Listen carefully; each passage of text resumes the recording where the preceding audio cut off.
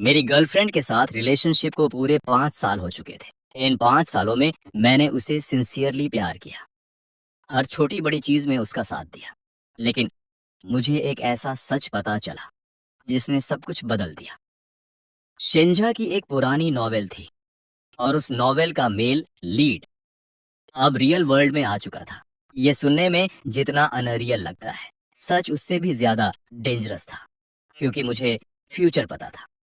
आने वाले समय में वो उसी मेल लीड के साथ होगी और मैं बनूंगा एक साइड कैरेक्टर जिसका काम सिर्फ इंसल्ट होना है, लोगों के सामने ह्यूमिलिएशन, रिस्पेक्ट खत्म, और आखिर में एक ट्रेजिक मौत। मैंने खुद से एक सवाल पूछा, क्या मैं ये सब होने दूं? मगर जवाब साफ था, नहीं। अगर एंडिंग ऑलरेडी तय है तो मैं उसे अपने तरीके से बदलूंगा। मैंने डिसाइड किया, मैं खुद हट जाऊंगा, शेंजा को मेल लीड के साथ छोड़ दूंगा और दुनिया के लिए मर जाऊंगा। इसी प्लान के साथ मैं एक प्राइवेट एजेंसी के पास गया। रिसेप्शन रूम में बैठा था, थोड़ा साइलेंस, थोड़ा टेंशन। तभी स्टाफ अंदर आया। कॉन्ट्रैक्ट रेडी है, उसने पेपर मेरे सामने रखा। 17 डेज के अंदर हम आपका फेक डेथ एक्सीडेंट अरेंज कर देंगे। मैंने कॉन्ट्रैक्ट उठाया, हर पेज कामली फ्लिप किया, हर डिटेल चेक की, लोकेशन, टाइमिंग, एग्जीक्यूशन, सब परफेक्टली प्लान्ड था। लेकिन सबसे इंपॉर्टेंट चीज, फेक कॉर्प्स। मैंने कंफर्म किया, बॉडी एग्जैक्टली मेरे जैसी होगी। स्टाफ कॉन्फिडेंटली मुस्कुराया, सर बिल्कुल 1 to 1 मैच, हाइट वेट कोई फर्क नहीं होगा, इवन क्लोज फैमिली भी पहचान नहीं पाएगी। ये सुनकर मेरे अंदर जो हल्का डाउट था वो फाइनली खत्म हो गया। मैंने बिना हेजिटेट किए कार्ड निकाला और फुल पेमेंट कर दी। उस मोमेंट में मैंने ऑफिशियली अपनी डेथ खरीद ली। मैं उठा और बिना पीछे देखे बाहर निकल गया। बाहर आते ही एक लग्जरी एक्सटेंडेड लिंकन खड़ी थी। ड्राइवर ऑलरेडी वेट कर रहा था, जैसे उसे पता हो मैं कब निकलूंगा। जैसे ही उसने मुझे देखा, तुरंत डोर खोला। यंग मास्टर, मैंने बस हल्का सा नॉड किया और अंदर बैठ गया। डोर सॉफ्टली बंद हुआ, कार स्मूथली चल पड़ी। पूरे रास्ते मैं चुप था, मन में बस एक ही थॉट, 17 दिन बाद मैं इस दुनिया में ऑफिशियली एग्जिस्ट नहीं करूंगा। वहीं फिर कुछ देर बाद कार एक फेमिलियर जगह पर रुकती है, जांग फैमिली विला। ये कोई नॉर्मल हाउस नहीं था, ये वो जगह थी जो मैंने स्पेशली खरीदी थी शंजा के साथ फ्यूचर बनाने के लिए। आयरनी देखो, जिस घर को मैंने हमारी जिंदगी के लिए बनाया था, वहीं से मैं अब अपनी मौत की तैयारी कर रहा था।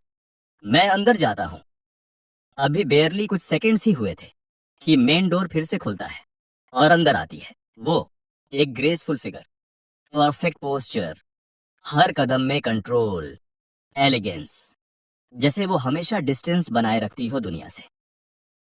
शंजा, उसका चेहरा हमेशा की तरह काम था, थोड़ा कोल्ड, जैसे इमोशंस एग्जिस्ट ही नहीं करते उसके अंदर। लेकिन मुझे अब सच पता था, उसकी ये कोल्डनेस असल में एक मास्क थी। वो धीरे धीरे अपना कोट उतारती है और बिना कुछ बोले सीधा सोफा की तरफ बढ़ती है, मेरी तरफ झुकते हुए। लेकिन इस बार मैं अचानक रिएक्ट करता हूँ और उसे हल्के से दूर पुश कर देता हूँ। उसकी आंखें बिल्कुल मूनलाइट जितनी कोल्ड, सीधे मुझे घूरती हैं, जैसे उसे समझ ही नहीं आ रहा हो मैं क्या कर रहा हूँ। वो फ्लैट टोन में बोलती है, तुमने ही तो कंडीशन रखी थी कि रोज मेरे साथ सोना होगा। मैं नजरें झुका लेता हूँ, अब जरूरत नहीं है, थोड़ा टायर्ड हूँ। ये एक झूठ था, लेकिन अच्छा ये हुआ, उसे फर्क ही नहीं पड़ा। वो बस कामली बोलती है, ठीक है, मैं काम पर जा रही हूँ। शेन जियाओ सच में आजकल काफी ज्यादा बिजी थी। तो उसका स्टार्टअप प्रोजेक्ट अपने सबसे क्रूशियल फेज में था। मैं उसे रोकता नहीं, बस साइलेंटली सिर हिला देता हूँ। मुझे लगा वो पूरी रात बिजी रहेगी, लेकिन कुछ देर बाद उसका फोन बजता है। वो जल्दी जल्दी स्टडी से बाहर आती है और मुझे अभी भी लिविंग रूम में देखकर उसके कदम अचानक रुक जाते हैं। अगर आज नहीं चाहिए तो मैं बाहर जा रही हूँ। उसकी आवाज में हल्की अर्जेंसी थी, जो वो रेयरली दिखाती थी। ये इम्पोर्टेंट काम है।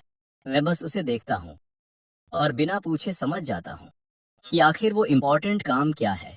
लेकिन मैं कुछ नहीं बोलता, बस चुपचाप सिर हिला देता हूँ। परमिशन मिलते ही वो बिना रुके जल्दी से बाहर निकल जाती है। दरवाजे तक पहुंचते ही मैं अचानक उसे पुकारता हूँ, जिससे कि वो अपनी जगह पर रुक जाती है। थोड़ा सा फ्राउन करके मेरी तरफ देखती है, जैसे इंतजार कर रही हो कि मैं आगे क्या कहूँगा। लेकिन उसकी आंखों में हल्की इम्पेशंस देखकर मेरी आवाज रुक जाती है। जाओ, बस इतना ही कह पाता हूँ। दरवाजा बंद होता है और वो अंधेरे में गायब हो जाती है। तभी मैं धीरे से खुद से कहता हूँ, वैसे भी अब तुम्हें ये सब करने की जरूरत नहीं पड़ेगी, क्योंकि मैं जल्द ही चला जाऊंगा। मैं एक रिच यंग मास्टर था, लुक्स, मनी, सब कुछ था। लेकिन मैंने अपनी जिंदगी में एक बहुत बड़ा अब्सर्ड काम किया। पैसों से गर्लफ्रेंड खरीदी। जिन यूनिवर्सिटी में ये बात एक जोक बन गई थी। शेंजाओ, वो लड़की थी जिसके पीछे लड़कों की लाइन लगती थी, लेकिन वो सबको रिजेक्ट कर देती थी। कोल्ड, डिस्टेंट, बस पढ़ाई और पार्ट टाइम जॉब्स में बिजी। और मैं उसे पहली नजर में पसंद कर बैठा और मैंने सोचा, इस कोल्ड फ्लावर को तोड़कर अपना बनाऊंगा। फिर मुझे उसकी सिचुएशन पता चली। पेरेंट्स नहीं थे, ग्रैंड मदर के साथ बड़ी हुई थी और वो भी अब बीमार थी। मेडिकल बिल्स बहुत बड़े थे। तभी मैंने उसे ऑफर दिया कि मैं तुम्हारी ग्रैंड मदर का इलाज कराऊंगा और बदले में उसे मेरी गर्लफ्रेंड बनना होगा। हर दिन मेरे पास आना होगा और वो भी जब तक मैं चाहूं। ये डील हाश थी, लेकिन उसके पास कोई ऑप्शन नहीं था और उसने हाँ कह दिया। 5 साल बीत गए, हम ग्रेजुएट हो गए, जॉब्स शुरू कर दी, लेकिन रिलेशनशिप वही का वही रहा। वो अभी भी मेरे विला में रहती थी और उसका एटीट्यूड अब भी उतना ही कोल्ड था। मैंने कभी हार नहीं मानी। मुझे लगता था एक दिन उसका दिल बदल जाएगा। लेकिन फिर एक दिन मैं सीढ़ियों से गिर गया और सिर पर चोट लगी और तभी सब बदल गया।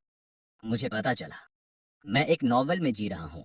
शेंजाओ फीमेल लीड है, लिंग डुआन्स मेल लीड है और वहीं मैं सिर्फ एक विलेन साइड कैरेक्टर। स्टोरी के हिसाब से 17 दिन बाद उसका स्टार्टअप प्रोजेक्ट सक्सेस होगा। वो बहुत बड़ी बिजनेस वुमन बनेगी और फिर सबसे पहले वो मुझे पैसे देकर छोड़ देगी। मगर वहीं मैं उसे छोड़ने नहीं दूंगा। क्लिंग करूंगा, जेलस हो जाऊंगा और अंत में ट्रेजिक मौत मरूंगा। पहले मुझे ये सब बकवास लगा, लेकिन धीरे धीरे हर चीज एग्जैक्टली उसी प्लॉट को फॉलो करने लगी। और शेंजाओ का बार बार मुझे छोड़कर लिंग दुआंस के पास जाना सब कंफर्म कर रहा था। एक हफ्ते तक मैं खुद से लड़ता रहा। फिर आखिर समझ आया, मैं अपनी लाइफ गैम्बल नहीं कर सकता। अगर मुझे बचना है तो मुझे स्टोरी से बाहर निकलना होगा। और उसी दिन मैंने फैसला कर लिया, मैं उसे अब प्यार नहीं करूंगा और मैं अपनी फेक डेथ प्लान करूंगा और हमेशा के लिए गायब हो जाऊंगा। फ्यूचर में क्या होने वाला है, ये सब याद आते ही जॉन पूरी रात सो नहीं पाया। वो करवटें बदलता रहा, लेकिन नींद उससे जैसे दूर भाग रही थी। उस रात शेनजो वापस भी नहीं आई और इस बार जॉन ने उसे कॉल करके पूछना भी जरूरी नहीं समझा। अगली सुबह जॉन जल्दी उठ गया, फ्रेश होकर नीचे आया और अकेले ही ब्रेकफास्ट करने बैठ गया। पूरी विला में सन्नाटा था, इतना गहरा कि उसकी धीरे धीरे चबाने की आवाज भी साफ सुनाई दे रही थी। हर बाइट जैसे उसकी लोनलीनेस को और हैवी बना रही थी। जब वो खाना खत्म करता है, तभी उसका बटलर उसके पास आता है, थोड़ा हेजिटेंट होकर। यंग मास्टर, आपके कहने पर सारे सर्वेंट्स को डिसमिस कर दिया गया है। मैं भी आज ओल्ड मैंशन वापस जा रहा हूँ।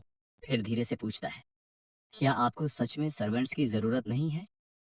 जॉन हल्के से सिर हिलाता है, लेकिन अंदर से वो जानता था अब उसे किसी की जरूरत नहीं पड़ेगी, क्योंकि वो खुद ही यहाँ नहीं रहने वाला था। जॉन बिना कुछ एक्सप्लेन किए ऊपर जाता है, एक लेटर लेकर आता है और उस लेटर को बटलर को पकड़ाते हुए कहता है, ये फादर और मदर जंग तक पहुंचा देना। उस लेटर में सब कुछ साफ लिखा था। 17 दिन बाद जॉन फेक डेथ करके दुनिया से गायब हो जाएगा और विदेश जाकर नई पहचान के साथ क्वाइटली जिएगा। उसने ये भी लिखा कि वो सेफ रहेगा और सही समय आने पर चुपचाप वापस मिलने आएगा। जॉन ने सोचा था कि वो अपने पेरेंट्स को भी अपने साथ ले जाए, लेकिन वो बूढ़े हो चुके थे। उनकी पूरी जिंदगी यही थी और ये सब समझाना नामुमकिन था। कोई भी सुनता तो उसे पागल समझता, और अगर सब साथ गायब होते तो शक सीधा शेनजो पर जाता। इसीलिए जॉन ने फैसला किया वो अकेले जाएगा। सब अरेंज करने के बाद अब बारी थी शेन झाओ से जुड़ी आखिरी चीजों की। जॉन फ्रूट्स लेकर गया ग्रैंडमा शेन से मिलने। सालों से वो उनका ख्याल रखता आया था, उनसे बातें करता, उन्हें हंसाता और उन्हें स्मार्टफोन चलाना भी सिखाया था। इसलिए ग्रैंडमा शेन उसे बहुत पसंद करती थी।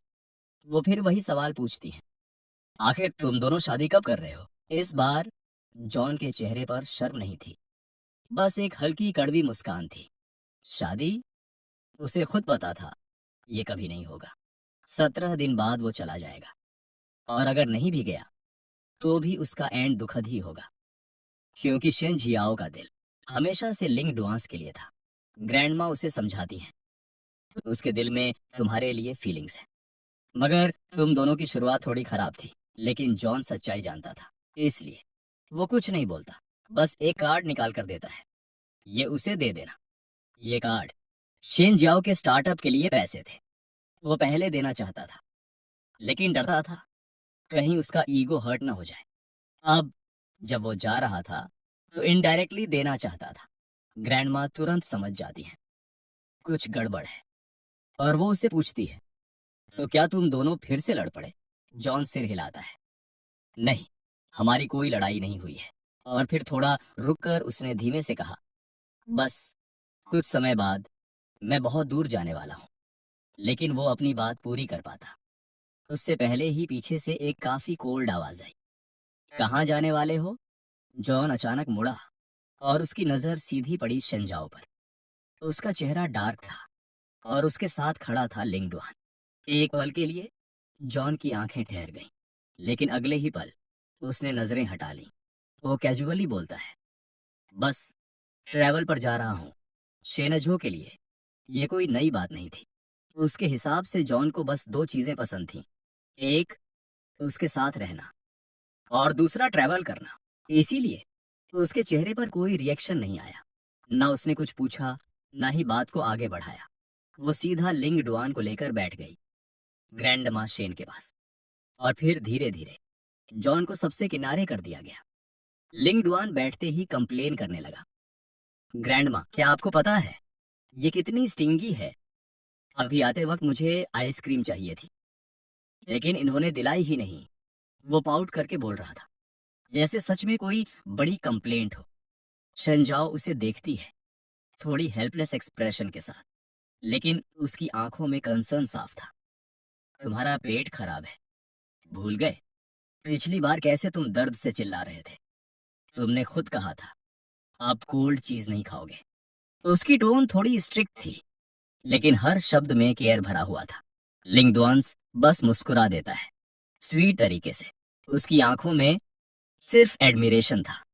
रूम में 4 लोग मौजूद थे, लेकिन शेनजो की नजरें पूरे समय सिर्फ उसी पर थीं। जॉन धीरे धीरे और पीछे खिसकता गया, जब तक वो सबसे किनारे नहीं पहुंच गया। उस सीन को देखते हुए जॉन खुद पर हल्का सा हंसता है। फिर वही, मैं हमेशा आउटसाइडर ही रहूंगा। लेकिन इस बार उसका दिल नहीं टूटा, ना दर्द हुआ, ना कोई उम्मीद बची, क्योंकि इस बार उसने सब छोड़ दिया था, शेनजो और उसके लिए अपनी सारी फीलिंग्स भी। उस पल जॉन ने मन ही मन एक फैसला कर लिया, वो पूरी तरह पीछे हट जाएगा, शेनजो को पूरी तरह लिंग डुआंस के पास लौटा देगा। ग्रैंडमा शेन ने जॉन की आंखों में वो हल्की सी लोनलीनेस देख ली थी। उन्होंने एक नजर शेंजाओ पर डाली, जो जानबूझकर उसे इग्नोर कर रही थी, और फिर धीरे से बोली, चाओ ये चान, मुझे ग्रेप्स खाने हैं, जाकर धो लाओ। ये एक सिंपल रिक्वेस्ट थी, लेकिन असल में वो दोनों को अकेला भेजना चाहती थी। शेंजाओ ने बिना कुछ कहे फ्रूट बास्केट उठाई और बाहर चल दी। जॉन भी उसके साथ बाहर निकल गया। लेकिन जैसे ही दोनों वार्ड से बाहर आए, अचानक शंजाओ ने उसका हाथ पकड़ लिया। जॉन थोड़ा सा चौंक गया। आज पहली बार उसने खुद आगे बढ़कर उसे टच किया था, लेकिन अगले ही पल उसके वर्ड्स ने सब क्लियर कर दिया। उसकी आवाज काफी कोल्ड थी। आगे से मेरी ग्रैंडमा से कम मिलने आया करो। हाँ, मैंने खुद को तुम्हें बेचा था, लेकिन मेरी ग्रैंडमा ने नहीं। बस एक लाइन, और जॉन की सारी छोटी सी उम्मीद एक जोक बनकर रह गई। उसका दिल हल्का सा कड़वा हो गया।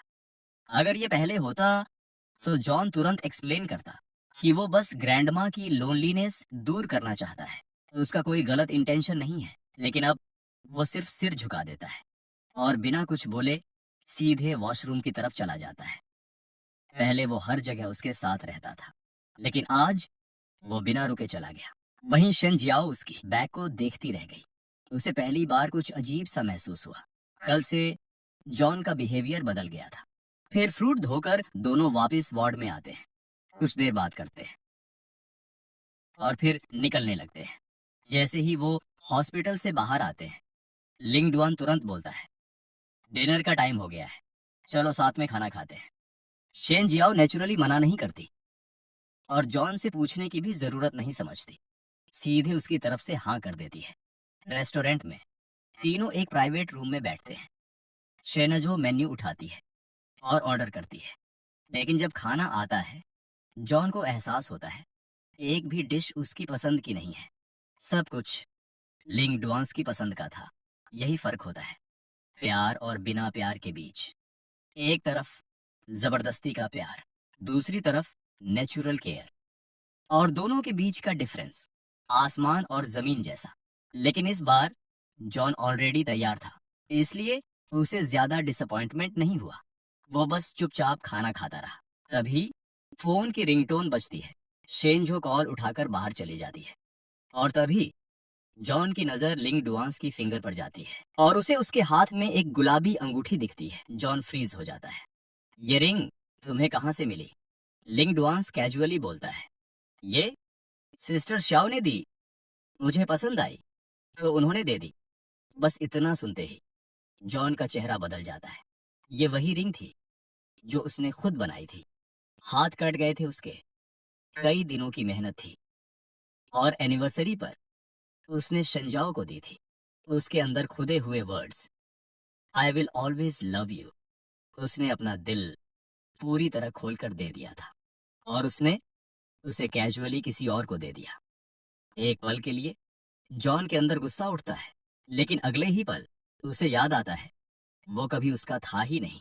शेनजाहो हमेशा से लिंग डुआन को पसंद करती थी, तो वो उसकी चीजों को क्यों चेरिश करती? अगर वो अब रिएक्ट करता तो वो और गिर जाता उसकी नजरों में, जैसे किसी ने ठंडा पानी डाल दिया हो। जॉन इंस्टेंटली काम हो जाता है, हल्की सी स्माइल देता है, अच्छी है, तुम पर सूट करती है। लिंग डुआन शॉक हो जाता है।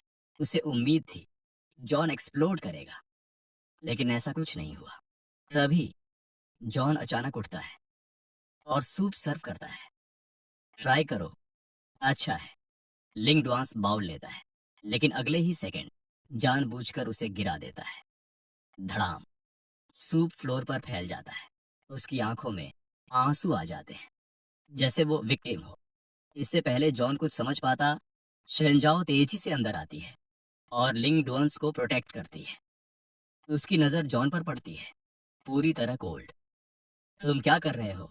लिंग डुआंस धीरे से बोलता है, मेरी गलती थी, मैंने इन्हें नाराज कर दिया। इन्होंने गुस्से में सूप फेंक दिया। जॉन शॉक्ड रह जाता है। वो एक्सप्लेन करना चाहता है, लेकिन शंजाओ सुनती ही नहीं। वो बस कोल्ड वॉइस में कहती है, तुम हद से ज्यादा अनरीजनेबल हो, और बिना कुछ बोले लिंग डुआंस को लेकर चली जाती है। जॉन वहीं खड़ा रह जाता है। उसका दिल पूरी तरह डूब चुका था, लेकिन यहीं खत्म नहीं हुआ। अगले कुछ दिनों में लिंग डुआन को यह ट्रिक समझ आ गई। वो बार बार जॉन को फ्रेम करने लगा। जॉब छीनने का आरोप, ब्लैकलिस्ट करने का आरोप, यहाँ तक कि पेंट फेंकवाने तक का। और हर बार शेनजो उसी पर विश्वास करती रही। आखिर एक दिन वो गुस्से में जॉन को पकड़ लेती है और कहती है, अगर प्रॉब्लम है तो मुझसे बात करो, उसे क्यों टारगेट कर रहे हो? 5 साल में जॉन ने उसे इतना इमोशनल कभी नहीं देखा था, लेकिन आज उसका वो इमोशन किसी और के लिए था। मैंने कुछ नहीं किया। जॉन समझाने की कोशिश करता है, लेकिन वो मानती ही नहीं। अगर तुम गर्लफ्रेंड खरीद सकते हो, तुम कुछ भी कर सकते हो। उसकी आंखों में सिर्फ डिसअपॉइंटमेंट था। नेक्स्ट टाइम ऐसा मत करना। और वो चली जाती है। जॉन वहीं खड़ा रह जाता है, दिल का दर्द दबाते हुए। अब उसे साफ समझ आ गया था, उसकी जगह उसकी जिंदगी में कभी थी ही नहीं। लेकिन इस बार दर्द से ज्यादा उसे एक चीज महसूस हो रही थी, पैनिक। जॉन के पास अब ज्यादा समय नहीं था, बस कुछ ही दिन बचे थे। और अगर हालात ऐसे ही चलते रहे तो फेक डेथ से पहले ही शेन शियाओ उसे खत्म कर सकती थी। ये सोचकर उसकी पूरी रात करवटों में निकल गई। वो हर एंगल से सोचता रहा और आखिर उसे एक रास्ता मिल गया। उस रात जॉन खुद लिन ड्यूआन के घर पहुंचा। दरवाजा खुलते ही उसने बिना घुमाए फिराए कहा, लिन ड्यूआन, चलो पीस करते हैं। अब से मैं तुम्हें और शन शाओ को मिलाने में हेल्प करूंगा। यह सुनकर लिन ड्यूआन पूरी तरह शॉक हो गया। तुम पागल हो गए हो क्या? वो जानता था जॉन कितना डीपली शेन शाओ से प्यार करता है। 5 साल तक ग्रैंडमा के इलाज का खर्च उठाना, बार बार इंसल्ट होने के बाद भी साथ रहना, ये सब मजाक नहीं था। लेकिन आज वो खुद आकर कह रहा था, मैं तुम्हें मिलवाऊंगा। जॉन ने शांत आवाज में कहा, मैं सीरियस हूं। अब तुम्हें मुझे फ्रेम करने की जरूरत नहीं है। मेरे पास टाइम कम है। मैं जल्द ही शेन शाओ को छोड़ दूंगा। लिन ड्यूआन को यकीन नहीं हो रहा था, लेकिन जॉन का चेहरा फेक नहीं लग रहा था। फिर भी उसे लगा शायद कोई ट्रैप है। लेकिन जॉन को फर्क नहीं पड़ा। उसने सिर्फ एक्शन लेना शुरू कर दिया। अगले दिन जॉन ने शेन शाओ को रोका और उसे टिकट देते हुए कहा, आज रात यूनिवर्सल स्टूडियोज चलते हैं। शेन शाओ ऑलमोस्ट मना करने वाली थी, लेकिन जॉन ने बीच में रोक दिया और कहा, लगता है तुम डील भूल गई हो। मेरी बात रिफ्यूज नहीं कर सकती। वो चुप हो गई, टिकट ले लिया और चली गई। जैसे ही वो गई, जॉन ने लिन ड्यूआन को कॉल किया, क्या तुम्हें मेरा भेजा हुआ टिकट मिल गया?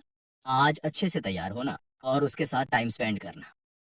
अब लिन ड्यूआन को यकीन होने लगा, ये सच में सीरियस है। लेकिन फिर भी उसने पूछा, तुम ये सब क्यों कर रहे हो? जॉन ने जवाब नहीं दिया, तुम्हें जानने की जरूरत नहीं, बस डील फॉलो करो। कॉल कट गया।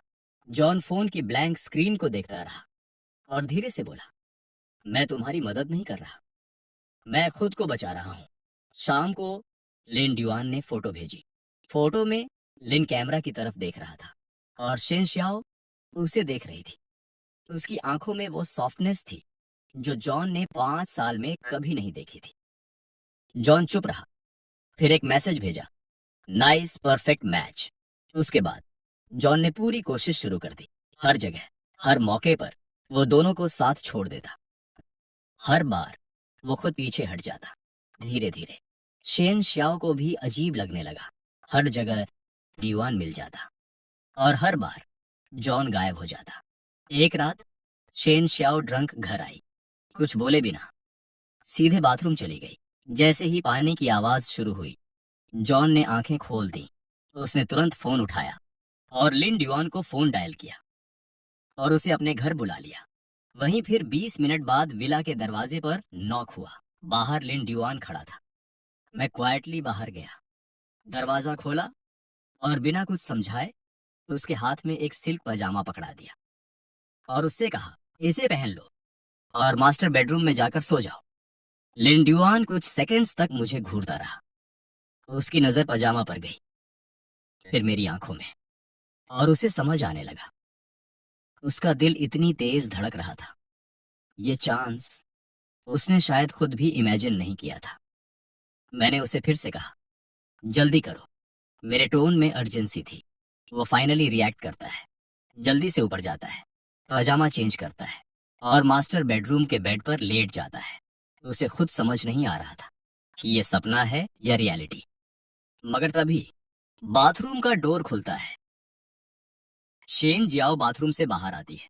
उसके शरीर पर सिर्फ एक टॉवेल है, बाल अभी भी गीले हैं और वो आराम से उन्हें सुखाते हुए बाहर चलती है।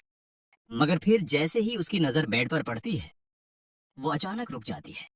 उसके दिमाग में यही आता है, काफी समय हो गया उनके बीच वाली डील पूरी किए हुए, इसलिए वो बिना ज्यादा सोचे पीछे से बेड पर पड़े इंसान को गले लगा लेती है। उसकी आवाज हल्की भारी है, शराब की वजह से। वो धीरे से कहती है, मेरा पीरियड खत्म हो गया है। तो उसे लगता है कि वो जॉन है, लेकिन असल में वो लिन ड्यूआन होता है। लिन ड्यूआन कुछ समझ ही नहीं पाता, बस अचानक महसूस करता है पीछे से कोई उसे पकड़ रहा है। उसकी सांसें तेज हो जाती हैं, शरीर गर्म पड़ जाता है। शेन जियाओ उसके करीब आती जाती है, उसकी सांस उसकी गर्दन को छूती है, हाथ उसकी कमर पर आ जाता है। लिन ड्यूआन पूरी तरह घबरा जाता है, लेकिन उसी मोमेंट उसके मुंह से हल्की सी आवाज निकल जाती है और बस यहीं सब बदल जाता है। शेन जियाओ अचानक रुक जाती है, झटके से पीछे हटती है। ये जॉन नहीं है। सीन तुरंत शिफ्ट होता है। अब तीनों लिविंग रूम में हैं। वो सीधा पूछती है, यहाँ पर यह सब क्या हो रहा है? जॉन थोड़ा गिल्टी फील करता है, लेकिन तुरंत सिचुएशन संभालने की कोशिश करता है। उसके घर लाइट नहीं थी, इसलिए मैंने उसे यहाँ रुकने दिया।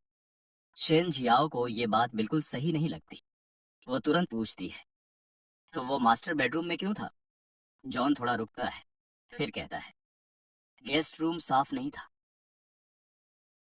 अब शेन जियाओ का गुस्सा साफ दिखने लगता है, लेकिन वो खुद को कंट्रोल करती है। वो कुछ नहीं कहती, बस लिन ड्यूआन का हाथ पकड़ती है और उसे लेकर बाहर चली जाती है। जब वो वापस आती है, अब रूम में सिर्फ वो और जॉन होते हैं। इस बार उसका गुस्सा पूरी तरह बाहर आ जाता है। वो कहती है, तुम करना क्या चाहते हो? कोई नया तरीका ढूंढ लिया है हमें परेशान करने का? ये सुनकर जॉन अंदर से हिल जाता है। उसे लगा था वो सही कर रहा है। वो कुछ कहना चाहता है, लेकिन खुद को रोक लेता है। फिर बस इतना कहता है, मुझे लगा तुम्हें अच्छा लगेगा। ये सुनते ही शेन चियाओ का गुस्सा और बढ़ जाता है। वो ठंडी आवाज में कहती है, तुम हमेशा खुद को सही समझते हो, और चली जाती है। उस रात के बाद जॉन एक बड़ा फैसला लेता है। वो विला में मौजूद हर वो चीज हटाने लगता है जो शेन जियाओ से जुड़ी हुई है। फोटोज, गिफ्ट्स, मेमोरीज, सब कुछ वो सब जला देता है। ये सिर्फ चीजें नहीं थीं, ये उसका प्यार था। जब वो आखिरी लव लेटर जला रहा होता है, तभी शेन जियाओ वापस आती है। वो उन जलते हुए लेटर्स को पहचान लेती है। वो पूछती है, तुम क्या कर रहे हो? जॉन कामली जवाब देता है, मैं इन्हें जला रहा हूँ। शेन जियाओ को कुछ अजीब महसूस होता है, लेकिन वो फिर भी सार्कास्टिक टोन में बोलती है, अब तुम्हें सब मिल गया, तो ये सब यूजलेस है ना? इस बार जॉन को कोई दर्द नहीं होता, बस शांति। वो धीरे से कहता है, सब खत्म होने वाला है। अगले दिन जॉन उसे रोकता है और कहता है, कल हमारी 5वीं एनिवर्सरी है। मैंने क्रूज बुक किया है, क्या तुम मेरे साथ वहां चलोगी? शेन जियाओ मान जाती है। फिर अगला सीन हम क्रूज का देखते हैं। क्रूज पर हल्की सी ऑरेंज लाइट फैल रही थी। सूरज डूब रहा था। उसकी रोशनी सीधे शेन जियाओ के चेहरे पर पड़ रही थी। समुद्र और आसमान दोनों जैसे एक हो गए थे। ऐसा लग रहा था जैसे पूरा वर्ल्ड बस उसी मोमेंट में ठहर गया हो। शेन जियाओ सामने खड़ी उस नजारे को देख रही थी। उसकी आंखों में एक हल्की सी चमक आई, जैसे वो भी उस शांति को महसूस कर रही हो। लेकिन ये पल ज्यादा देर नहीं टिकता। अचानक उसका फोन बजता है और वो तुरंत उस पीसफुल मोमेंट से बाहर आ जाती है। वो कॉल उठाती है और फिर वही काम, प्रोजेक्ट, डिस्कशन। मैं उसे देखता रहता हूँ और अंदर ही अंदर सब समझ जाता हूँ। कुछ ही घंटों में उसका प्रोजेक्ट लॉन्च होने वाला है और मुझे पता है ये उसकी जिंदगी बदल देगा। ये उसका टर्निंग पॉइंट है। मैं धीरे से पूछता हूँ, शेन जियाओ, अगर तुम्हारे पास बहुत पैसा आ जाए तो तुम क्या करोगी? वो कॉल खत्म करके मेरी तरफ देखती भी नहीं, बस कैजुअली जवाब देती है, जो करना होगा वो करूंगी। उसके चेहरे पर कोई इमोशन नहीं, कोई सॉफ्टनेस नहीं। मैं उसे देखता हूँ और मेरे दिमाग में एक ही बात आती है, जब तुम सक्सेसफुल हो जाओगी, सबसे पहले मुझे ही हटा दोगी। लेकिन इस बार मैं अंदर ही अंदर फैसला कर चुका हूँ। इस बार तुम्हें मुझे छोड़ने की जरूरत नहीं पड़ेगी। डेक पर वेटर्स खाना सर्व करने लगते हैं। हम दोनों आमने सामने बैठे हैं, लेकिन बीच में सिर्फ खामोशी है। तभी उसका फोन फिर बजता है। स्क्रीन पर नाम चमकता है, लिन डिवान। वो एक पल के लिए रुकती है, फिर कॉल उठा लेती है। अगले ही सेकंड फोन से उसकी रोती हुई आवाज आती है, मेरा एक्सीडेंट हो गया, क्या तुम हॉस्पिटल आ सकती हो? ये सुनते ही शेन जियाओ का चेहरा बदल जाता है। वो तुरंत मेरी तरफ देखती है। मैं चुपचाप नाइफ और फोर्क रख देता हूँ और बस इतना पूछता हूँ, तो क्या तुम जाना चाहती हो? वो बिना एक सेकंड सोचे बोलती है, एनिवर्सरी कभी भी मना सकते हैं, अभी डुआन को मेरी जरूरत है। उसके लिए डिसीजन बहुत इजी था, मेरे लिए भी। मैं कुछ नहीं कहता, बस उसे देखता रहता हूँ। शायद पहली बार उसे मेरे इस काम रिएक्शन से कुछ फील होता है। उसका दिल थोड़ा अस्थिर हो जाता है।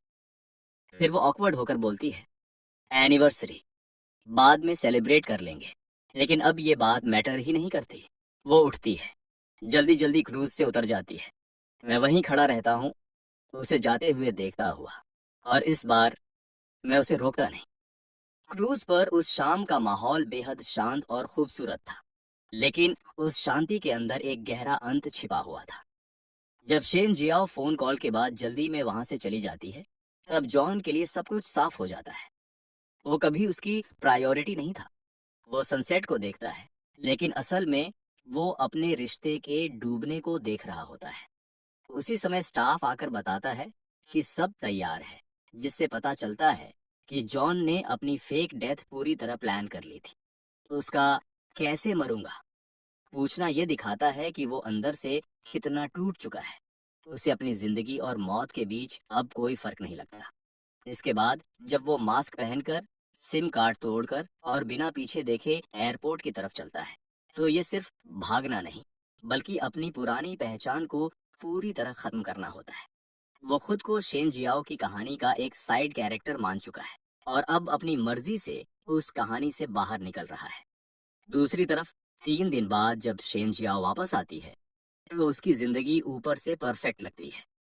प्रोजेक्ट सक्सेसफुल है और उसके पास पैसा भी है, लेकिन जैसे ही वो घर में कदम रखती है, उसे खालीपन महसूस होता है, क्योंकि वो इंसान जो हमेशा उसका इंतजार करता था, अब वहां नहीं है।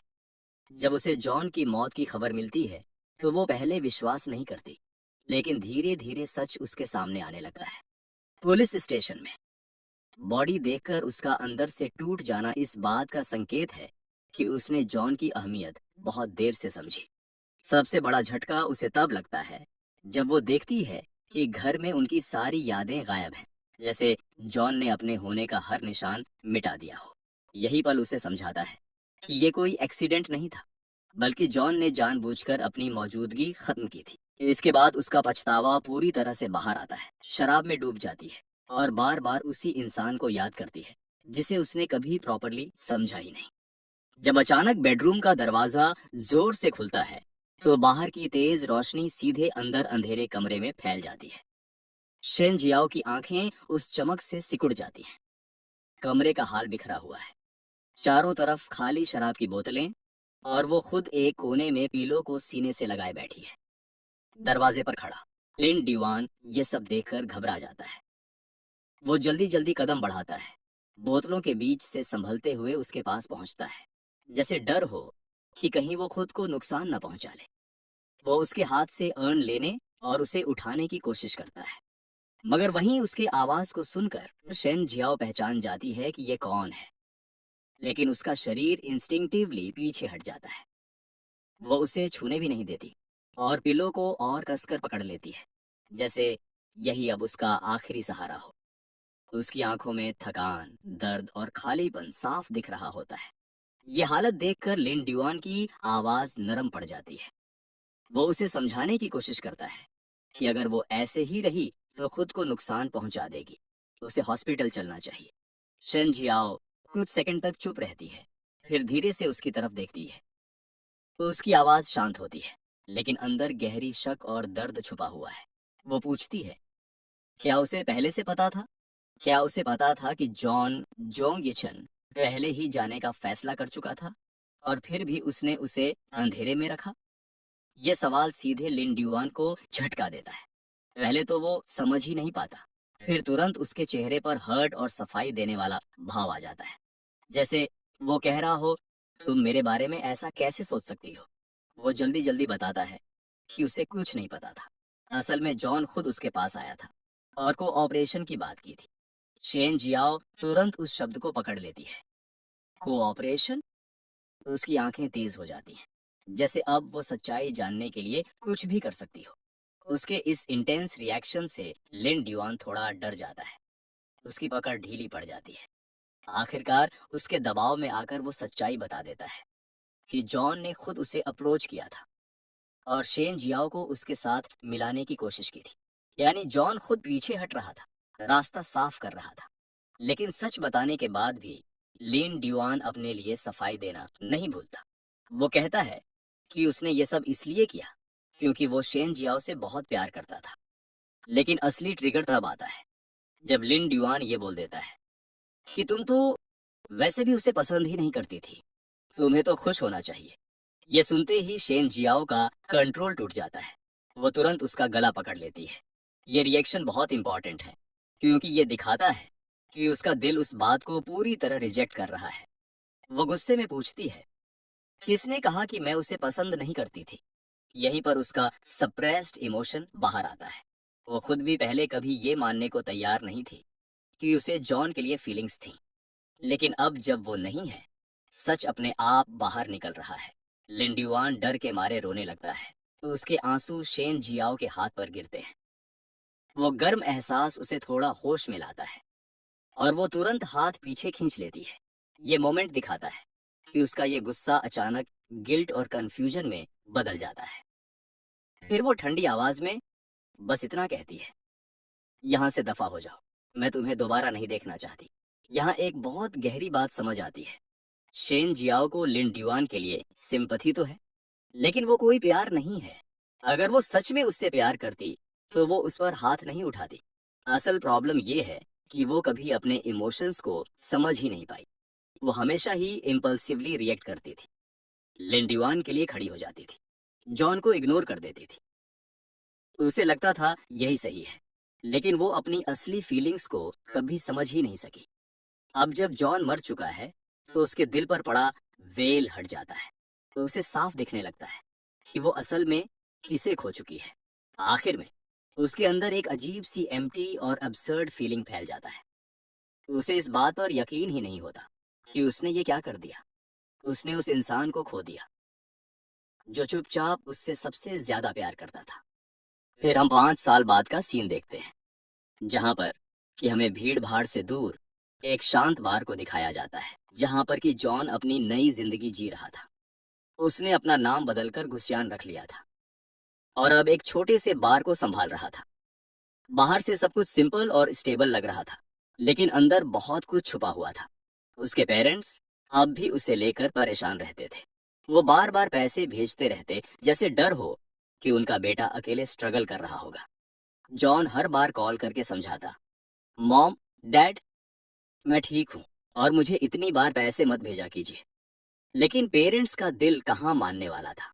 उन पैसों से जॉन ने बार खोल लिया था। वहां रोज नए लोग आते, कुछ दिन रुकते, फिर चले जाते।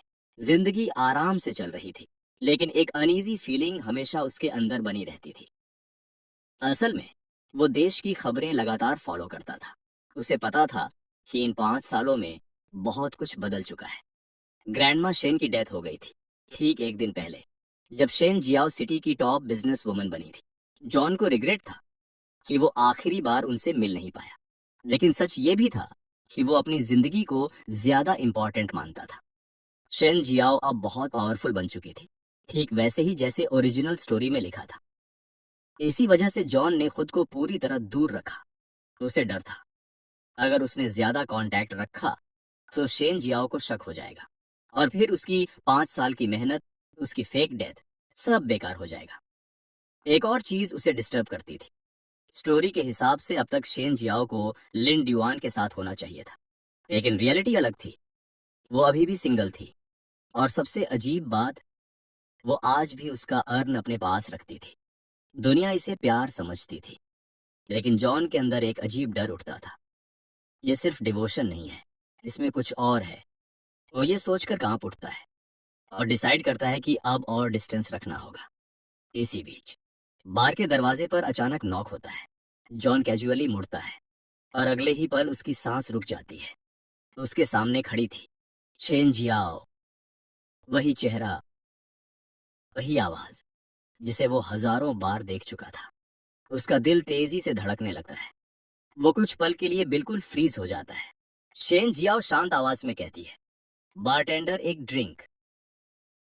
जैसे कुछ हुआ ही ना हो, जॉन जल्दी से खुद को संभालता है, कॉल काट देता है और काम बनने की कोशिश करता है। उसके मन में एक ही थॉट चल रहा था, लगता है मैंने कोई गलती कर दी तो उसने मुझे ढूंढ लिया। वो तुरंत एक्सक्यूज देता है, आज हॉलिडे है, इसीलिए हमारा ये बार बंद है। लेकिन शेन जियाओ हल्की सी स्माइल करती है और साइन उठाकर दिखाती है। ये ओपन दिखा रहा है। जॉन को तभी एहसास होता है, उसने साइन उल्टा लगाया हुआ है। उसके चेहरे पर ऑकवर्डनेस साफ दिखती है। वो जल्दी से साइन सही करता है और फिर ठंडे टोन में बोलता है, लीजिए, मैंने अब इसे बंद कर दिया है, तो अब आप ड्रिंक करने के लिए कहीं और चली जाइए। लेकिन शेन जियाओ जाने के लिए नहीं आई थी। वो वहीं खड़ी रहती है और फिर धीरे से पूछती है, क्या हम पहले मिल चुके हैं? यह सवाल सिंपल नहीं था, ये सीधा सस्पेशन था। जॉन की बॉडी स्टिफ हो जाता है, उसके हाथ रुक जाते हैं, दिल जोर से धड़कने लगता है। उसे समझ आ जाता है शेन जियाओ श्योर नहीं है, लेकिन उसे डाउट है क्योंकि उसने उसकी डेड बॉडी देखी थी, इसलिए वो कंफ्यूज्ड है। जॉन तुरंत खुद को संभालता है। वो कैजुअली हंसकर बोलता है, ये एक काफी कॉमन पिकअप लाइन है। लेकिन शेन जियाओ बिना रुके जवाब देती है, मैंने ऐसा कभी नहीं किया। उसकी आवाज में अर्जेंसी थी, जैसे वो प्रूव करना चाहती हो कि वो मजाक नहीं कर रही। जॉन का पूरा ध्यान बस एक ही बात पर था, किसी तरह शेन जियाओ को जल्दी से वहां से भेज देना। वो उसके शब्दों का असली मतलब समझ ही नहीं पाया और बार बार उसे पोलाइटली मना करता रहा। लेकिन जब शेन जियाओ ने देखा कि वो समझ नहीं रहा, तो वो थोड़ा पीछे हट गई। लेकिन जाते जाते उसने पूछा, क्या तुम कल बार खोलोगे? जॉन कुछ पल के लिए सोच में पड़ गया। अगर वो सीधे मना करता तो शक बढ़ सकता था, अगर हाँ कहता तो वो फिर से आ जाती। इसलिए उसने बीच का जवाब दिया, ये मेरे मूड पर डिपेंड करता है, शायद ना खोलूं। ये साफ मना करने जैसा था, लेकिन शेन जियाओ ने इसे हिंट की तरह लिया। उसने खुद ही कहा, मतलब अगर कस्टमर्स ज्यादा होंगे तो तुम खोलोगे। जॉन ने कुछ देर तक खुद को रोका, फिर उसकी तरफ देखा और तुरंत नजर झुका ली। उसने फिर समझाने की कोशिश की कि आसपास और भी बार्स हैं, वो कहीं और जा सकती है। लेकिन शेन जियाओ जाने के लिए तैयार नहीं थी। वो वहीं खड़ी रही जब तक जॉन ने मजबूरी में हल्का सा सिर हिलाकर हामी नहीं भर दी। तभी वो हल्की मुस्कान के साथ वहां से चली गई। उसके जाते ही जॉन ने तुरंत अपने पेरेंट्स को कॉल किया। उसने परेशान होकर पूछा, शेन जियाओ मुझे ढूंढते हुए यहाँ तक आ गई है, इन 5 सालों में आखिर क्या बदल गया? कुछ देर चुप रहने के बाद उसके पेरेंट्स ने उससे पूछा कि उसने फेक डेथ का फैसला क्यों लिया था। इस बार जॉन ने सब सच बता दिया, अपनी अवेकनिंग, फ्यूचर का डर और अपनी किस्मत बदलने की कोशिश। उसके पेरेंट्स ने उसकी बात सुनी और फिर धीरे से कहा, इन 5 सालों में जो हमने देखा है, उससे लगता है कि शेन जियाओ तुम्हें पसंद करती है। अगर ये सब सिर्फ एक सपना था तो तुम वापस क्यों नहीं आ जाते? लेकिन जॉन इस बात को मानने के लिए तैयार नहीं था। उसके मन में यह साफ था कि अगर उसने कभी सच में उससे प्यार किया होता तो उसे फेक डेथ की जरूरत ही नहीं पड़ती। उस रात जॉन को नींद नहीं आई। वो पूरी रात करवट बदलता रहा। सुबह होने पर ही उसे थोड़ी नींद आई। जब वो उठा तब दोपहर हो चुकी थी। उसे अजीब सा लगा, जैसे उसकी यादें थोड़ी धुंधली हो गई हों। फिर भी वो जल्दी से बार की तरफ निकल गया। बार के बाहर पहुंचकर वो चौंक गया। शेन जियाओ पहले से वहां खड़ी थी और उसके साथ कई सारे रेगुलर कस्टमर्स भी थे। जॉन तुरंत समझ गया कि ये सब उसी का किया हुआ है। शेन जियाओ ने उसे देखते ही मुस्कुराकर कहा, तो तुम आ ही गए। जॉन एक पल के लिए रुक गया, लेकिन फिर उसने खुद को संभाला और नॉर्मल बिहेव करने लगा। उसने बाकी कस्टमर्स को ग्रीट किया और बार खोल दिया। वहीं अंदर आते ही उसने ये नोटिस किया कि शेन जियाओ उसे लगातार देख रही है। वो खुद भी कंफ्यूज था कि उसके अंदर अचानक इतनी इरिटेशन क्यों आ रही है। शेन जियाओ ने वही ड्रिंक ऑर्डर किया जो उसने कल किया था। जॉन ने जल्दी से ड्रिंक बनाकर उसके सामने रख दिया और बोला, मिस ये लीजिए आपकी ड्रिंक।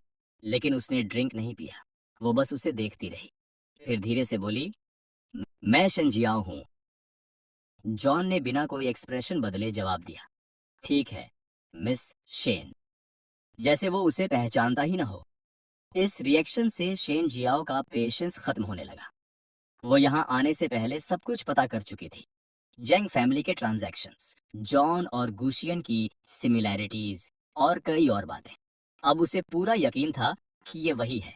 इसलिए उसने सीधे कहा, ये चिन कब तक छुपते रहोगे?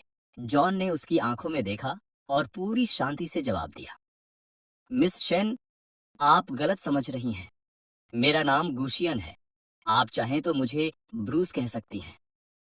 उसने मन ही मन फैसला कर लिया था कि वो किसी भी हालत में अपनी असली पहचान नहीं बताएगा, क्योंकि उसकी पुरानी पहचान 5 साल पहले खत्म हो चुकी थी और अब वो अपनी नई जिंदगी को खोना नहीं चाहता था। इस पूरे सीन में इमोशंस बहुत इंटेंस हैं। शेन जियाओ को बिल्कुल उम्मीद नहीं थी कि जॉन उसे इस तरह कोल्ड तरीके से रिजेक्ट करेगा। इसलिए वो गुस्से में आकर उसकी पूरी पहचान खोलने लगती है। वो बताती है कि वो 5 साल पहले दूसरे देश गया और इन सालों में जेंग फैमिली से पैसे लेता रहा। उसका मतलब साफ था, उसे सब पता है और जॉन झूठ बोल रहा है। जॉन ये सब सुनकर अंदर से हिल जाता है। उसे हैरानी होती है कि शेन जियाओ ने उसके बारे में इतनी गहराई से पता लगाया। उसे ये भी महसूस होता है कि जब वो दोनों साथ थे तब उसने कभी उसे इतना ध्यान नहीं दिया, लेकिन अब वो उसकी हर बात जानती है। यही सोचकर उसका गुस्सा और बढ़ जाता है। वो सीधे उसे रोक देता है और कहता है कि उसे कोई हक नहीं है उससे सवाल करने का। उसका टोन बहुत रूड और दूर वाला हो जाता है। वो साफ कर देता है कि अब उनके बीच कोई रिश्ता नहीं है। शेन जियाओ फिर भी पीछे नहीं हटती। वो कहती है कि जैंग फैमिली ने उस पर कई एहसान किए हैं, इसलिए उसे शक करने का हक है। लेकिन जॉन उसकी हर बात काट देता है और उसे और दूर धकेल देता है। फिर वो एक ऐसी बात बोल देता है जो सब कुछ तोड़ देती है। वो उसे केप्ट लवर कह देता। ये सिर्फ एक इंसल्ट नहीं थी, बल्कि उनके पूरे रिश्ते को नीचे गिरा देना था। ये सुनकर शेन जियाओ अंदर से टूट जाती है। उसकी आंखों में आंसू आ जाते हैं, लेकिन वो कुछ नहीं कहती। वो बस उसे देखती है और चुपचाप वहां से चली जाती है। जॉन को भी पता होता है कि उसने बहुत गलत बोल दिया। एक पल के लिए वो उसे रोकना चाहता है, लेकिन खुद को रोक लेता है, क्योंकि उसके दिमाग में अभी भी वही पुरानी बात है कि उनका रिश्ता सिर्फ पैसों का सौदा था। लेकिन सच ये है कि वो खुद भी कंफ्यूज्ड है। वो समझ नहीं पा रहा कि शेन जियाओ उसे इतनी कोशिश से क्यों ढूंढ रही है, अगर वो उससे सच में प्यार नहीं करती थी। दूसरी तरफ शेन जियाओ भी वहां से पूरी तरह नहीं जाती। वो बाहर अपनी कार में बैठी रहती है और सोचती रहती है कि क्या वो सच में सिर्फ एक कीप्ड लवर थी। ये सवाल उसके अंदर दर्द और कंफ्यूजन दोनों पैदा करता है। जॉन सिचुएशन से बचने के लिए बड़ा फैसला लेता है। वो अब अपने बार को बेच देता है और वहां से जाने की तैयारी कर लेता है। वो कन्फ्रंटेशन से भाग रहा है, लेकिन एयरपोर्ट पर फिर दोनों आमने सामने आ जाते हैं। शेन जियाओ उसे रोककर पूछती है कि अगर वो सच में ये चिन नहीं है तो फिर वो भाग क्यों रहा है। ये सवाल सुनकर जॉन का दिमाग डिस्टर्ब होने लगता है। उसकी यादें गड़बड़ होने लगती हैं। उसे समझ नहीं आता कि वो गुशियन है या झोंग यित्शिन। उसका शरीर भी रिएक्ट करता है। उसे कमजोरी महसूस होती है और वो लगभग गिर जाता है। शिन जियाओ ये देखकर घबरा जाती है। वो तुरंत उसे संभालती है और कहती है कि वो उसे हॉस्पिटल ले जाएगी। पहली बार वो सच में उसकी परवाह करती हुई दिखती है। इस मोमेंट में शेन जियाओ के इमोशंस बदल जाते हैं। पहले शेन जियाओ गुस्से में थी, लेकिन अब वो काफी ज्यादा वरीड है। जब शिन जियाओ उसे संभालते हुए कहती है कि वो उसे हॉस्पिटल ले जाएगी, तब जॉन की हालत थोड़ी स्टेबल हो जाती है। उसकी सांसें धीरे धीरे नॉर्मल होने लगती हैं, लेकिन वो हॉस्पिटल जाने से मना कर देता है और सिर्फ इतना कहता है, मुझे घर जाना है। अब यहाँ शेन जियाओ कंफ्यूज हो जाती है, क्योंकि उसे समझ नहीं आता कि जॉन किस घर की बात कर रहा है। लेकिन जॉन बिना कुछ समझाए सीधे टिकट विंडो पर जाता है और अपने देश वापस जाने का टिकट ले लेता है। ये देखकर शेन जियाओ भी बिना सोचे वही टिकट ले लेती है। इसका मतलब साफ था, वो उसे छोड़ना नहीं चाहती। प्लेन में बैठने के बाद जॉन आखिरकार छुपना छोड़ देता है। वो इनडायरेक्टली मान लेता है कि शेन जियाओ उसे पहचान चुकी है, लेकिन उसके ऐसा करने की असली वजह और भी गहरी है। उसकी मेमोरीज धीरे धीरे बदल रही हैं। उसे डर है कि अगर वो और देर तक ऐसे ही रहा तो वो अपनी असली पहचान, यहाँ तक कि अपने पेरेंट्स तक भूल जाएगा। जॉन उससे पूछता है, तुम मुझे ढूंढने क्यों आई? लेकिन शेन जियाओ जवाब देने के बजाय वही सवाल पूछती है जो उसे हमेशा से परेशान करता आ रहा था, तुमने मुझे छोड़कर जाने का फैसला क्यों लिया? थोड़ी देर की चुप्पी के बाद वो आखिर सच बोलती है, उसे खुद नहीं पता, बस वो उसे फिर से देखना चाहती थी। वो जानना चाहती थी कि उसके बिना जॉन खुश है या नहीं, लेकिन असल में वो उसके बिना रह नहीं पा रही थी। लेकिन वो इसे सीधे एडमिट नहीं कर पाती, इसलिए उसके शब्द अधूरे और वीक लगते हैं।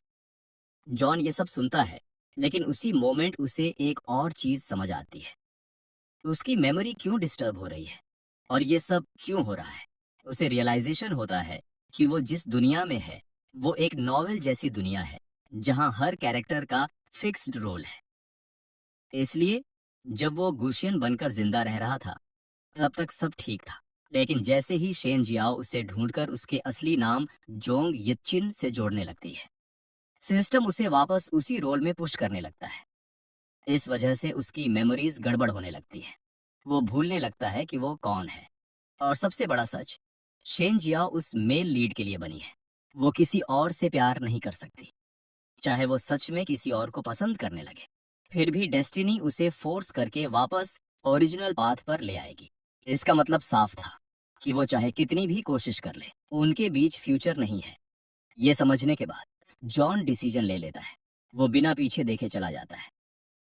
दूसरी तरफ शिन जियाओ उसे रोकना चाहती है, लेकिन उसका शरीर जैसे फ्रीज सा हो जाता है। वो हिल भी नहीं पाती, बस उसे दूर जाते हुए देखती रहती है, जब तक वो भीड़ में कंप्लीटली गायब नहीं हो जाता।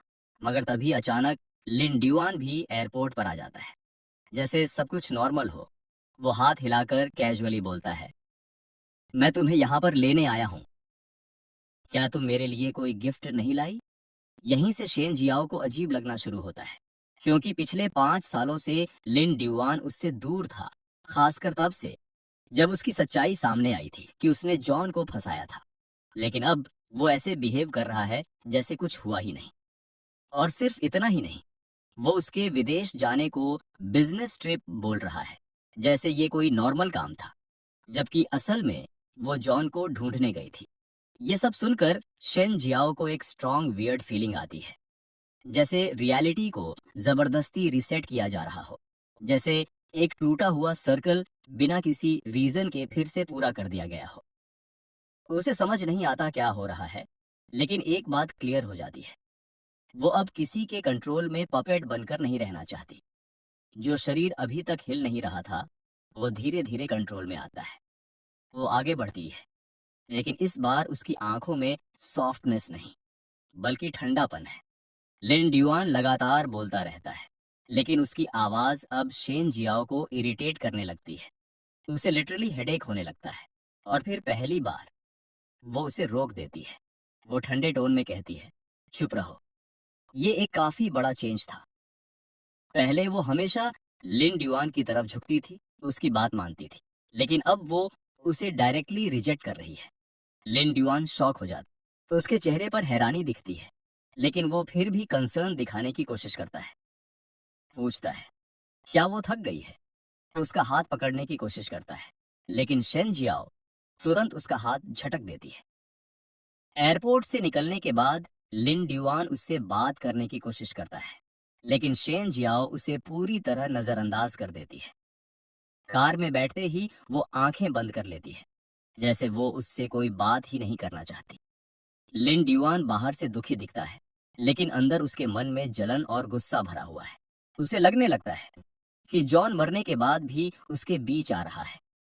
पहले उसे लगता था कि शेन जियाओ के दिल में उसके लिए थोड़ी फीलिंग्स हैं, लेकिन अब वो उसे बिल्कुल कोल्ड तरीके से ट्रीट कर रही है। वो मन ही मन सोचता है कि जॉन ने जानबूझकर ये सब किया, ताकि मरकर भी शेन जियाओ के दिल में खास बन जाए और किसी और को उसकी जगह न मिले। कार शेन जियाओ के घर पहुंचती है, लेकिन वो अंदर नहीं जाती। वो बिना कुछ कहे दूसरी तरफ चलने लगती है। लिन ड्यूआन हैरान हो जाता है और उसके पीछे पीछे चलता है। चलते चलते उसे एहसास होता है कि वो जैंग फैमिली के घर जा रही है। ये देखकर वो और ज्यादा कंफ्यूज्ड हो जाता है, क्योंकि जॉन की मौत के बाद शेन जियाओ ने उस फैमिली से दूरी बना ली थी। थोड़ी ही देर में दोनों जैंग विला पहुंच जाते हैं। उस समय जॉन पहले से घर पर मौजूद होता है और अपने पेरेंट्स के साथ शांत होकर बात कर रहा होता है। डोरबेल बजती है। सर्वेंट दरवाजा खोलता है और शेन जियाओ को देखकर रुक जाता है, लेकिन वो बिना रुके सीधे अंदर चली जाती है। लिन ड्यूआन भी उसके पीछे अंदर आ जाता है। सर्वेंट्स उन्हें रोकने की कोशिश करते हैं, लेकिन वो सफल नहीं होते। जैसे ही लिविंग रूम का दरवाजा खुलता है, जॉन और शेन जियाओ की नजरें मिलती हैं। उस पल सब कुछ रुक सा जाता है। लिन ड्यूआन शॉक में जोर से बोल पड़ता है, तुम मरे नहीं हो। लेकिन अगले ही पल उसका शॉक गुस्से में बदल जाता है। वो सोचने लगता है कि जॉन ने सब कुछ प्लान किया था। पहले उसे भरोसा दिलाया, फिर फेक डेथ करके खुद को शेन जियाओ के दिल में एक परफेक्ट याद बना लिया, और अब सही समय पर वापस आकर उसे पूरी तरह छीनना चाहता है। उसकी आंखों में साफ नफरत दिखने लगती है। ये देखकर जॉन के पेरेंट्स भी असहज हो जाते हैं।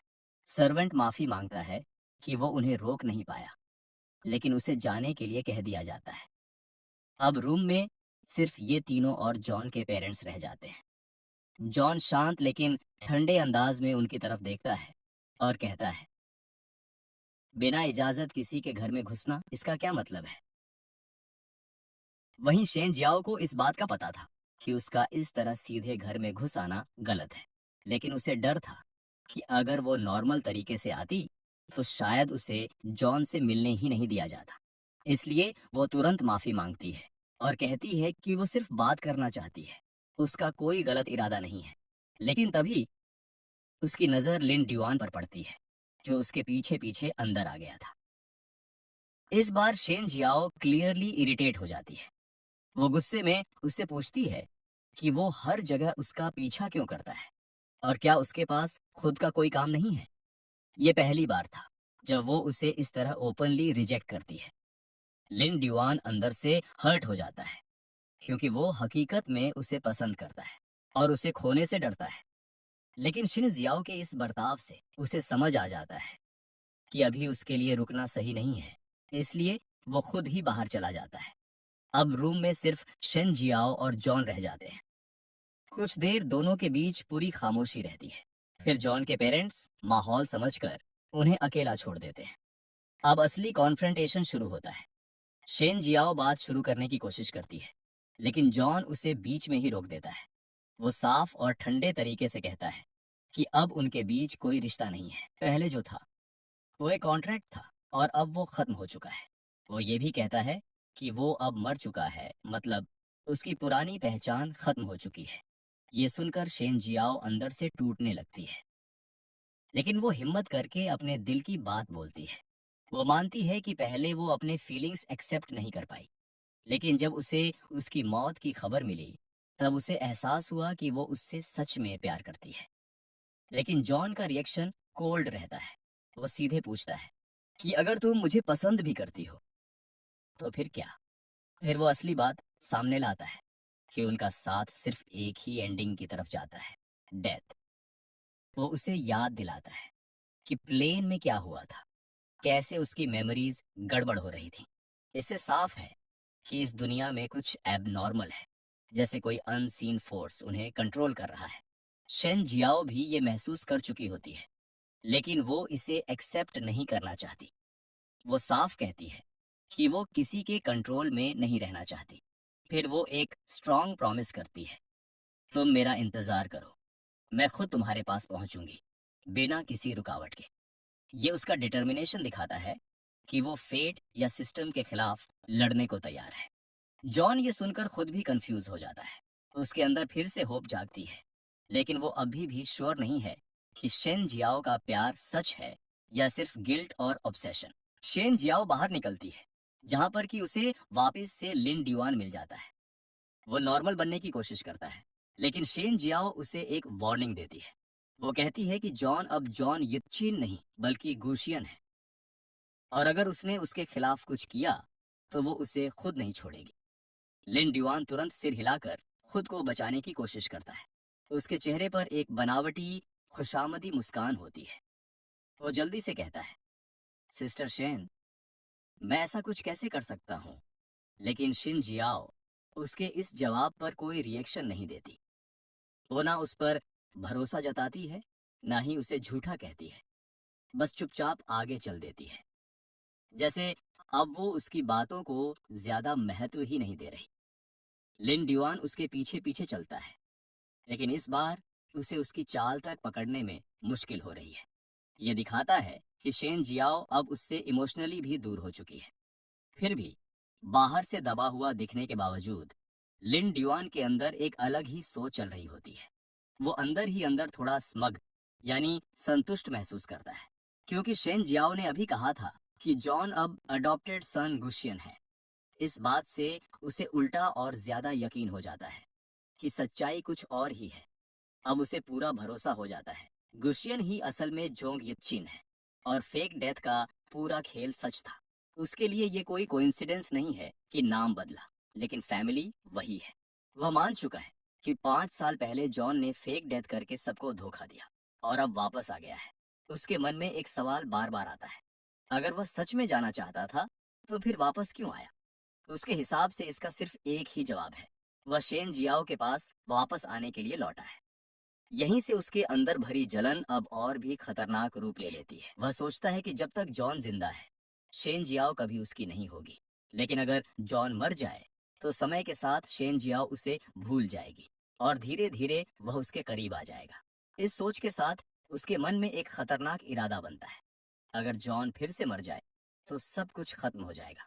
दूसरी तरफ जॉन अपने पेरेंट्स से साफ कहता है कि वह अपनी पुरानी पहचान वापस नहीं लेना चाहता। फादर और मदर मजबूरी में उसकी बात मान लेते हैं और फैसला करते हैं कि उसे गुसियन नाम से अडॉप्टेड सन के रूप में सबके सामने पेश किया जाएगा। जॉन इस बात को मान लेता है क्योंकि उसे सामान्य जिंदगी जीने के लिए एक नई पहचान चाहिए। इसके बाद जेंग फैमिली एक ग्रैंड वेलकम बैंक्वेट अनाउंस करती है। पूरे शहर के बड़े बड़े लोग इनवाइट किए जाते हैं। सब लोग इस नए अडॉप्टेड सन को देखने के लिए उत्सुक होते हैं। बैंकेट के दिन सभी मेहमान समय से पहले पहुंच जाते हैं, लेकिन एक अजीब बात होती है, होस्ट यानी जंग फैमिली अभी तक नहीं पहुंची होती। लोग आपस में बातें करने लगते हैं कि ये बहुत अनयूजुअल है। शेन जियाओ भी वहां मौजूद होती है। उसे अचानक बेचैनी महसूस होती है क्योंकि उसे लगता है कि कुछ गलत होने वाला है। तभी कुछ लोग जेंग फैमिली को कॉल करने की सोचते हैं, लेकिन उसी समय एक न्यूज अलर्ट आता है। आज दोपहर एक बड़ा कार एक्सीडेंट हुआ है, जिसमें 2 पुरुष और एक महिला गंभीर रूप से घायल हुए हैं। जांच में पता चलता है कि एक्सीडेंट ब्रेक फेलियर की वजह से हुआ है। ये सुनते ही सब समझ जाते हैं। चेन जियाओ अचानक खड़ी हो गई, जैसे उसके अंदर की सारी शांति एक पल में टूट गई हो। बिना देर किए उसने अपना फोन निकाला और तुरंत कॉल किया। आज दोपहर जो एक्सीडेंट हुआ था, उसमें इंजर्ड लोगों को किस हॉस्पिटल में एडमिट किया गया है, अभी पता करो। एड्रेस मिलते ही उसने कार स्टार्ट की और तेजी से हॉस्पिटल की ओर निकल पड़ी। करीब 10 मिनट में वो हॉस्पिटल पहुंच गई। फिर जल्दी जल्दी पूछताछ करके उसे जैंग फैमिली के रूम नंबर्स मिल गए और वो सीधे ऊपर चली गई। फादर जैंग, मदर जैंग और जॉन अभी अभी सर्जरी से निकले थे। वो बेहोश थे, लेकिन डॉक्टर्स ने साफ कहा कि उनकी जान को कोई खतरा नहीं है। ये सुनकर शेन जियाओ ने गहरी सांस ली, जैसे उसके दिल का भारी बोझ थोड़ा हल्का हो गया हो। अब जब खतरा टल चुका था, तो उसका दिमाग धीरे धीरे शांत हुआ और उसने एक्सीडेंट के बारे में सोचना शुरू किया। उसने तुरंत समझ लिया कि ये कोई साधारण एक्सीडेंट नहीं था। जैंग फैमिली जैसी अमीर फैमिली की गाड़ियां हमेशा मेंटेन रहती हैं। ऐसे में अचानक ब्रेक फेलियर होना लगभग नामुमकिन था। इसका मतलब साफ था, ये सब किसी ने जानबूझकर किया है। यही सोचते हुए उसे अचानक वो दिन याद आया जब वो जॉन से मिलने गई थी और बाहर निकलते समय उसने लिन ड्यूआन को गैराज की तरफ से आते देखा था। उस वक्त उसका बिहेवियर भी थोड़ा अजीब था, लेकिन उसने उस पर ध्यान नहीं दिया। अब उसे अपने उसी लापरवाही पर पछतावा होने लगा। अगर उसने उस समय थोड़ी सावधानी बरती होती, जॉन को वार्न किया होता, तो शायद ये हादसा टल सकता था। पछतावे के साथ साथ उसके अंदर गुस्सा भी उभरने लगा।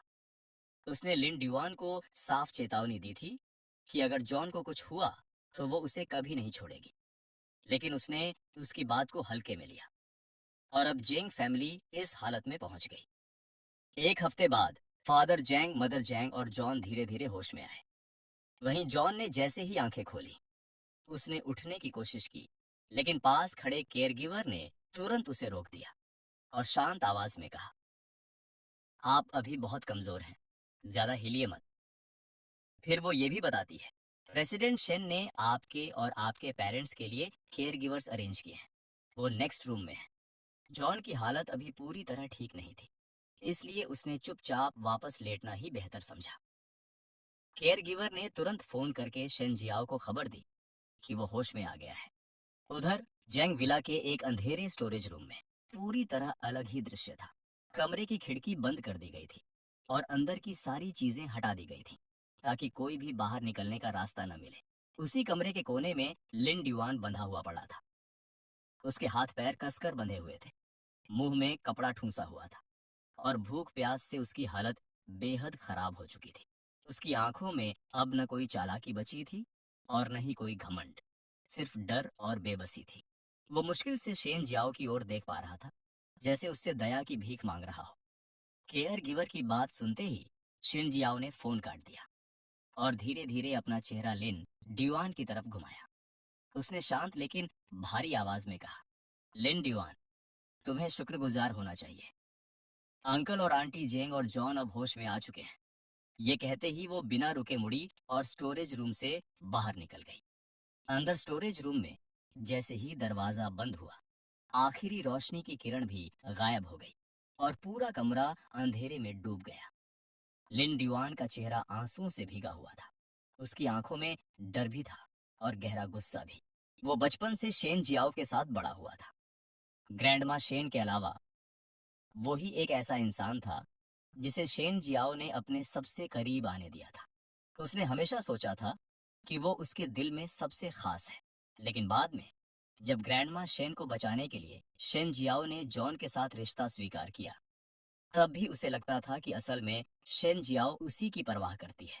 फिर भी वो इस सच्चाई को बर्दाश्त नहीं कर पाया कि इतने साल साथ रहने के बाद भी वो उसका बॉयफ्रेंड नहीं बन सका, जबकि जॉन सिर्फ पैसों के सहारे 5 साल तक उसके साथ रहा। यही जलन उसे पागलपन की हद तक ले गई। उसने बार बार जॉन को फंसाया ताकि शेन जियाओ उससे नफरत करने लगे। सब कुछ उसकी योजना के मुताबिक चल भी रहा था, लेकिन तभी जॉन मर गया और उसी पल जॉन उसके दिल में एक वाइट मूनलाइट बन गया, एक ऐसा इंसान जिसे कोई छू भी नहीं सकता। लिन ड्यूआन के लिए ये सबसे बड़ा झटका था। उसने सिर्फ एक बार गलती की थी, लेकिन उसी वजह से शेन जियाओ ने उससे नफरत करनी शुरू कर दी। 5 साल तक वो इंतजार करता रहा, ये सोचकर कि एक दिन शेन जियाओ उसे एक्सेप्ट कर लेगी, लेकिन अचानक जॉन वापस आ गया। अब उसके अंदर सिर्फ एक ही इच्छा बची थी, जॉन को खत्म करना।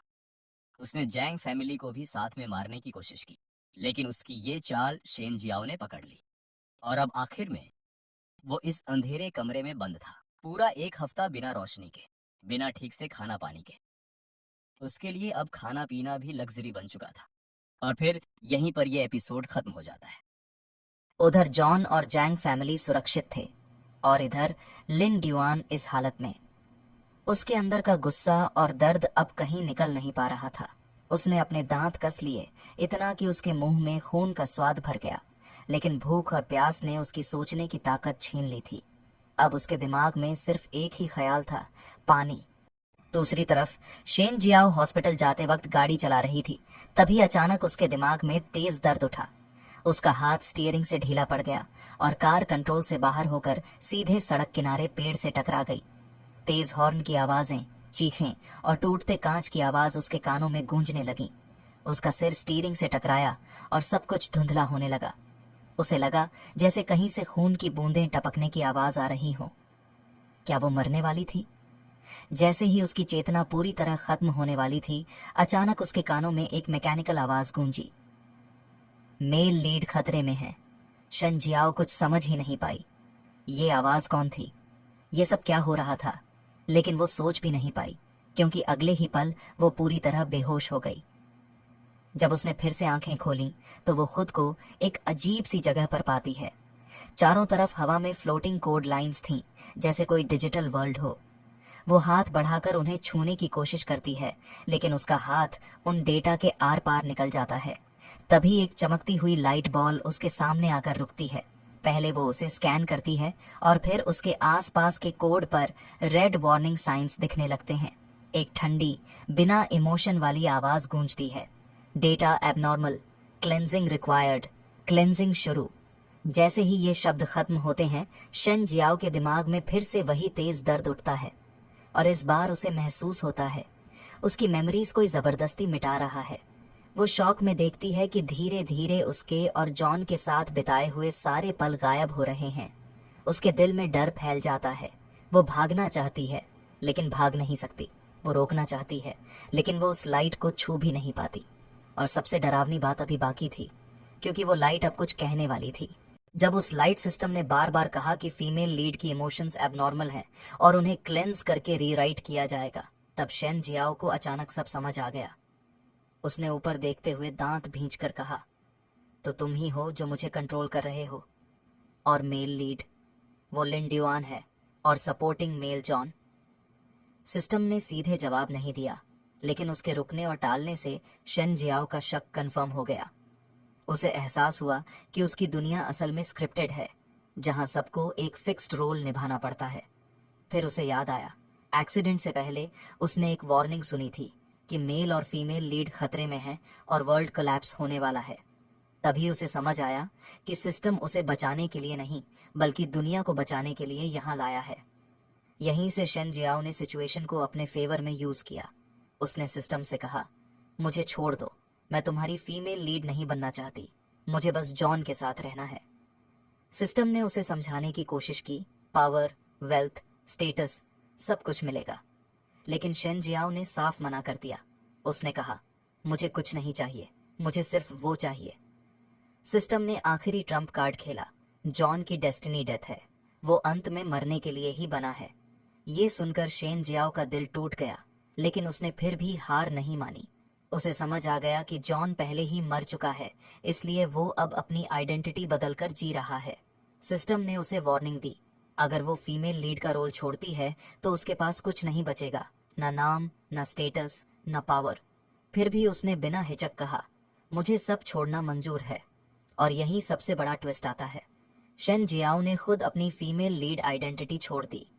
इसके बाद रियल वर्ल्ड में जॉन को जब होश आता है तो उसे पता चलता है कि शेन जियाओ उससे मिलने आई थी, लेकिन फिर नहीं आई। बाद में उसे पता चलता है कि उसका एक्सीडेंट हो गया था और हालत बहुत सीरियस थी। जॉन आईसीयू में उसे देखने जाता है। उसे अनकॉन्शियस देखकर पहली बार उसके दिल में दर्द आता है। जब शेन जियाओ होश में आती है तो उसका बिहेवियर पूरी तरह बदल चुका होता है। अब वो वही ओरिजिनल फीमेल लीड है, ठंडी, डिस्टेंट और जॉन से नफरत करने वाली। जॉन तुरंत समझ जाता है कि सिस्टम ने उसकी मेमोरीज इरेज कर दी हैं। वो बिना कुछ कहे चला जाता है, क्योंकि अब उनके बीच फिर से वही दूरी आ गई है। लेकिन असली शौक तब आता है जब जॉन घर लौटता है तो गेट पर एक कमजोर, गरीब लड़की खड़ी होती है। जब वो करीब जाता है तो देखता है वो शेन जियाओ ही है, लेकिन अलग आइडेंटिटी में। वो मुस्कुराकर कहती है, मैंने कहा था ना, मैं तुम्हारे पास बिना किसी रुकावट के आऊंगी। अब मैं फीमेल लीड नहीं हूं, मैं अब सिर्फ शिनजिंग हूं। फिर वो हल्के से मुस्कुराकर पूछती है, क्या तुम मुझे फिर से खरीदोगे? इस बार टोन वही है, लेकिन मतलब पूरी तरह बदल चुका है। जॉन सब समझ जाता है, female lead Shen Xiao system के कंट्रोल में है, लेकिन असली शेन जियाओ अब शेन चिंग बनकर उसके सामने खड़ी है। वो हल्की मुस्कान के साथ कहता है, ठीक है, लेकिन तुम्हें मेरी कुछ कंडीशंस माननी होंगी। शनचिंग तुरंत सिर हिलाकर कहती है, मैं सब मानूंगी। ये बात सुनते ही हमारा झोन उसे बेडरूम में चलने को कहता है, और फिर यूं ही वो दोनों खुशी खुशी एक साथ रहने लगते हैं। और यहीं पर हमारी ये स्टोरी भी खत्म हो जाती है। और अगर आपके पास कोई नया मानवा है जो आप चाहते हो कि मैं एक्सप्लेन करूं, तो मुझे जरूर से रिकमेंड करना। बस कंडीशन यही है कि वो किसी और ने एक्सप्लेन ना की हो।